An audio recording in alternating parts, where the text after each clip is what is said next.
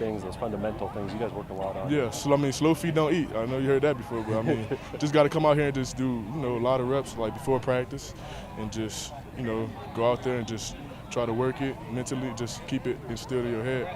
Because you could be fast, but you got to be faster when you on the field and in that 2-point stance trying to go backwards and the defender's coming forward, so you got to be fast on your feet as well.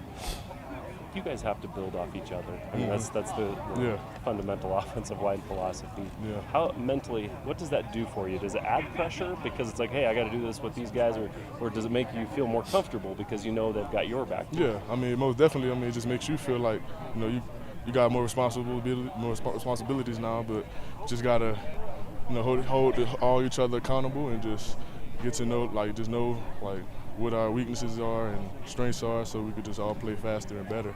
Just got to work on something different each and every day, so we just go out there and be comfortable when it's time to go out there. That's pretty much all that is, but we know we got each other's back at the end of the day, no matter what. So, a couple of weeks until the first game. What needs to happen for the offensive line between now and then? Just keep on playing physical, fast, and do our job. That's pretty much it. Just keep doing what we're doing, pretty much. Do you prefer run blocking, getting out and hitting somebody, or pass blocking and just keeping your quarterback clean, knowing that, hey, throw everything you got at me, I'm not letting you by? Yeah, sure. I love the air raid. I love to run the ball for sure. That's the O-line dream right there. Should just run the ball, pound the ball, get them rushing yards. But, we also most definitely got to protect the quarterback, too, out any day. Got to protect, pass or run. So.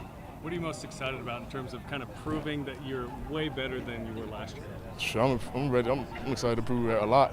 It's a lot of stuff that people are questioning, so there's a lot of stuff I got to prove. So that is.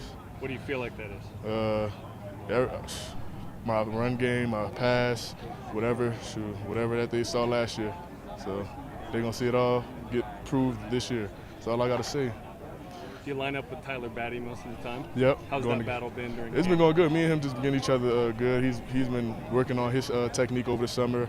We're working on mine. We just crafting each other's craft each and every day. So he's a really good player. So I'm excited that I get to go against him and more of the other DNs we have too as well. Do you share tips of okay, you would have got me here, or this is what I would do when you're going against the enemy? Yeah, I just told him, he tried to do a spin move on me. I said, I see what you was trying to do, but you took that long step a little too slow. But we're like, I try to, let him know, because he's gonna try to do it in the game, make sure you do it right. So, but it's good work though. It's my guy. So. Any more questions for Caleb? All right, thank you. Appreciate y'all for sure, yes sir. I think you should have shown Jared here. Here, I'll come block you. Hey, it don't matter. Let's buy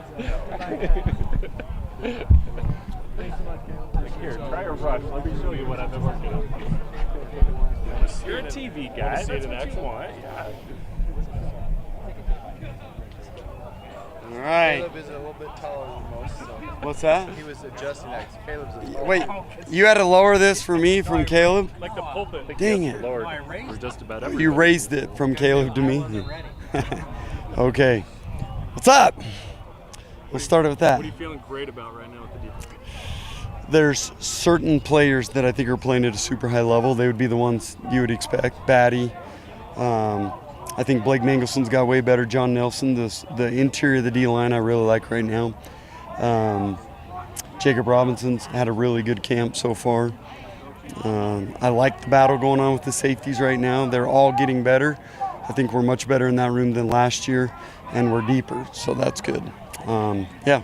What's concerning you? Depth at certain spots. We need a couple backers to still step up. Depth there. There's some talent in that group, but we need someone to solidify. We need some guys to solidify themselves. And the corner group, I would say the same thing. We just need that third, fourth, fifth corner to really step up. Is Mark Collins trending to where he could play in game? Oh yeah. So Mark Collins had a really good day today, and I like where Evan Johnson's been this camp. Jonathan Cabea stepped up, so we just need those guys to really solidify themselves as third, fourth, fifth corners in the Big 12. What will be the determining factor in who's in the two deep at safety, since that is a deep room? Obviously playmaking, who's making the most plays tomorrow is going to be a big deal, and then also just the ones who know the defense the best.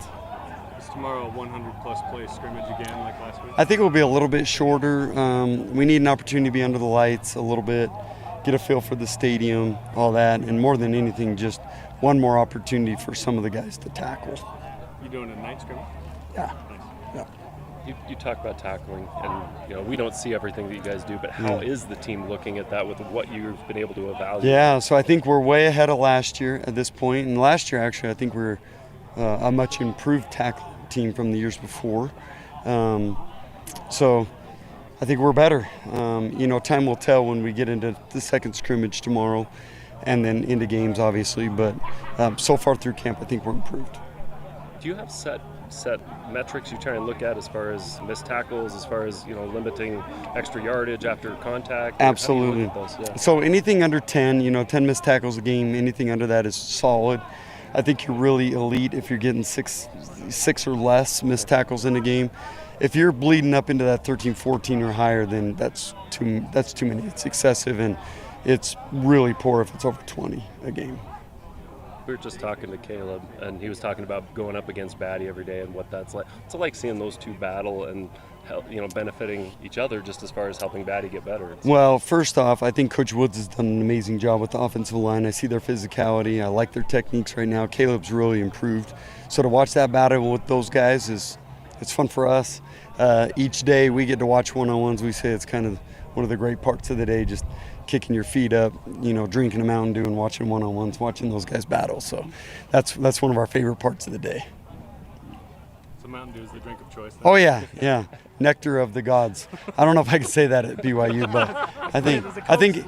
Well, oh yeah, I better be careful. I really better be careful then, huh? Yeah, What sticks okay. out about what the BYU offense has done from your perspective defending them? Well, I really like what our offensive coaches do. They're always changing. They're multiple. They use a bunch of personnel groupings. I think we're way deeper in the wide receiver group, the tight end group, the running back group right now. So you just see such a mix and match of all the different varieties that they throw at you. They're doing a good job running the ball right now. The throw game can hurt you in so many different ways, shallow to deep. And the creativity of the offensive coaches I like. So there's a lot that I can't wait for the fans to see this year. For the record, I agree with your Mountain Dew take. Want that on the Okay, record, yeah. Jack Kelly looks really comfortable out there, and Yeah. just in his positioning, and he looks to be getting more and more. So, is that a matter of him being familiar with you and your coaching style from obviously two stops, or is he just kind of that fast of a learner, I guess? Well, yeah, I mean, there's a reason why I wanted Jack Kelly here, right? He's a great player. He's instinctive. He runs. He's physical. And I can't wait to see him play in the Big 12. So I think the fans are going to like what they see from him. I like what I see. I think his comfort level in this defense shows up on the practice field because he's been doing this for a while now. What's his story in terms of how you got him to Weber State, and now he's become this P4 guy that's going to fit in? Well, he was committed originally to Utah State, and I really thought he was a steal for them. And then just through the coaching changes and some of the stuff that occurred at Utah State, he kind of slipped through the cracks. And he was one I loved from his junior year. And so we were always kind of hovering, waiting. And when the opportunity arose, I mean, we pounced on that one. He was one I wanted from the get-go. And then right from day one when he stepped onto Weber State's campus, he was one of our strongest guys, one of the guys that showed the most promise. And he's played a lot of football now. So, Jay, I've asked you this before, and I'll ask it again probably, but how's this team doing at knowing when to take chances defensively? Not good enough yet. I still think we are trying to be so assignment sound right now that we're not necessarily learning when to cut loose. That comes from experience. It also comes from film study and also comfort in the defense. And that's where I think we can still take the biggest step forward, is just letting it rip, cutting loose, and just going and making plays. Where do you feel like the defense can improve the most between now and game one? That, what I just mentioned, cutting loose, attacking what they see. We can be more assignment sound, and then we're always working on pad level, technique, toughness, just those things that will always be things that we're always stressing. We can continue to get better at that. Anything else? Okay, guys, appreciate you. Thanks, Jay. Thanks, Jay. K-pop still coming. he'll 100% coach that you want to sit down and crack open and do it. We should have followed up to find out which one, because there's so many variants, right? Yeah. There's so many. I mean, it's got to be Code Red, right? Very popular, yes. It is very Which popular. like? As long as he doesn't say Black Lightning. There's so many. Like Black Lightning does weird things with people matter. I'm trying not to say too much because I might just lie.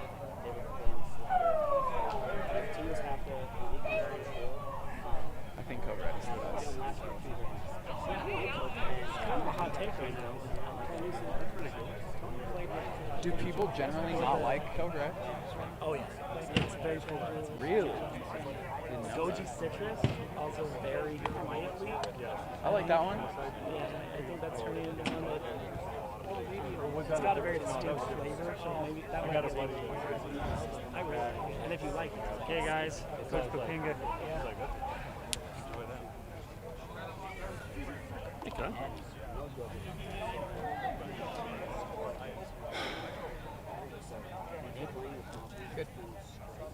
Kelly, what's your overall feeling on the readiness level of your special teams units? I feel great. Yeah, I feel good competition going on right now at punter between Sam and Landon, and then really good competition going on at snapper as well between Dalton and Cannon. But all four of those guys, I'd be very comfortable with any of those guys in the game. So it's going to go down to next Wednesday. We'll have our last practice before we get into our prep with Southern Illinois, and we'll name a starter after that. But yeah, it's tight. And then I feel really good with Will. He's had a great camp. I think he's missed one field goal. I think he's like 27 for 28 throughout all fall camp.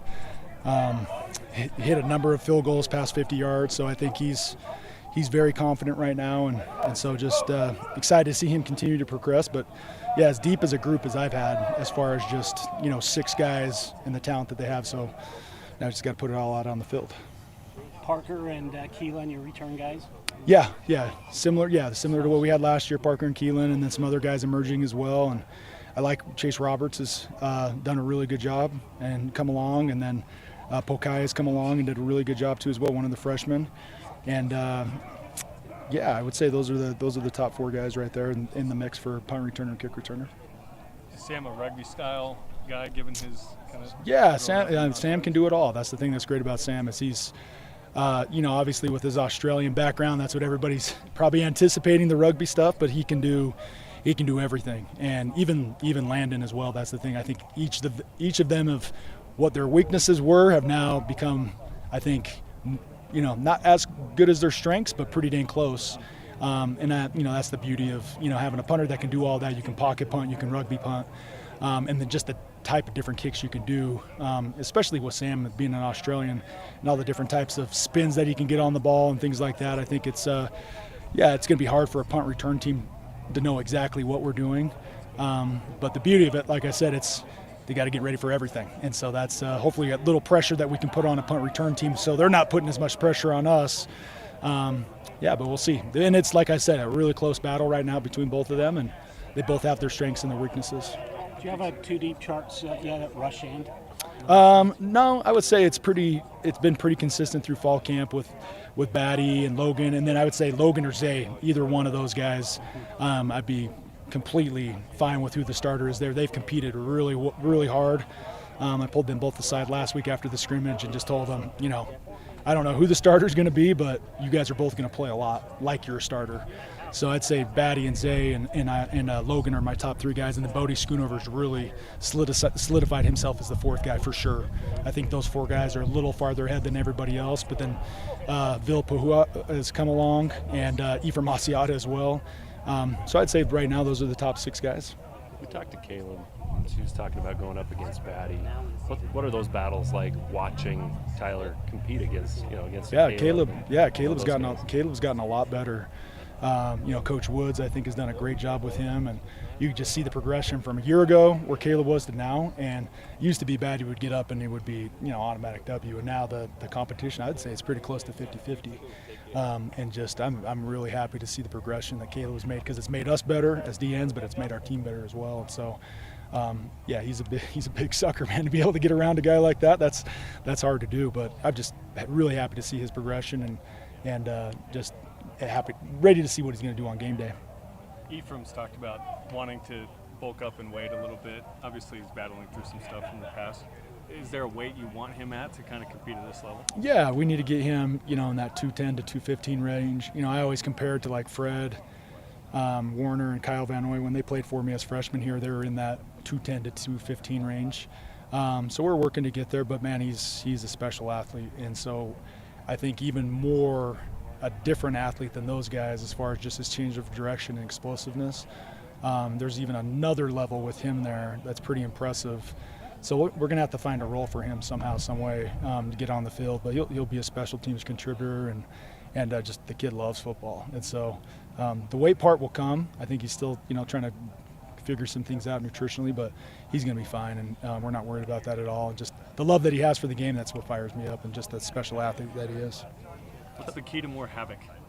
What's that again? What's the key to more havoc? The key to more havoc. Well, I just went over this with my guys yesterday. There's actually 7 things that are havoc. So there's sacks, there's TFLs, there's pass breakups, there's quarterback hurries, there's interceptions, there's fumble recoveries, and forced fumbles. So those 7 things is what the NCAA actually, that's a statistical. Did you know that was a stat? Havoc. Yep.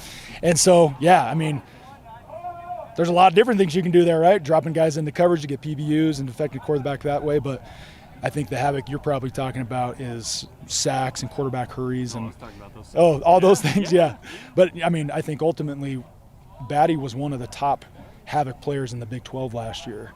Now it's not just one guy. We need to have 3 or 4 other guys in the front that are creating that's as much havoc as he is, and so they got to complement each other. And we didn't really have that last year. We had like a one-trick pony that was really kind of doing everything. And so if we have pressure that Batty continues to do, along with our D tackles increasing their havoc, and then the rush in Zay or Logan, whoever ends up that being. But we got to just have 4 guys up front that are doing it rather than just one. And I think that's just going to really increase just the team havoc and that team result that we want. Is there a percentage of plays you're hoping we need? No, I just how we've always looked at it is in a game we want to hit the quarterback 10 times. So if we're hitting the quarterback 10 times in a game, that's either we're sacking them or hitting them. A combination. Off his feet. He is getting hit. Yeah, he is getting hit. That's a really good game. So that's probably the best metric of affecting the quarterback that we use. And it's pretty crazy. In the 5 games that we won last year, we hit that mark every time. So there you go. There's a stat for you. 7? Yes. Yep. I think actually, Oklahoma State we might have been. I think we were 5-1 when we reached that. So. And that went to OT. Yeah, there you go. Forgive me if this was asked. Yeah. But what difference have you seen in Will Farron this time compared to a year ago? Just confident, and I think just familiar with everything that's going on. A year ago he's new and trying to figure out just BYU and just how everything works here, the structure. But he's, I think he's very comfortable. His leadership position I think has really increased, which I've been really excited to see. He's really taken that. And taking that group to a whole nother level just in their preparation in the offseason too as well. Because last year he really wasn't in that position being, a guy that was really competing and didn't know if he'd have that leadership role. But I've been happy with the leadership that he's shown, and just the consistency that he's had this fall camp has been impressive. And so the confidence he has in himself, but more importantly, the confidence the team and the coaches have in him just through his preparation, I think it's a lot different than what it was a year ago. Do you expect Ryan Rico to make the squad after his great performance over the weekend? Yeah, I mean, I was just talking to Landon about that. It's pretty awesome. I mean, it's hard to make a team as a punter or a kicker, but I think he's as good as NFL talented punter that I've ever coached. And so I just think with that, it's going to be right time, right place, and just if that team loves him, and it sounds like right now he's in a really good place. It's too good with Lee and the Bengals. I know that's it goes together too good. Yeah, exactly. That's good. Okay. All right, guys. Thanks, guys. Appreciate it.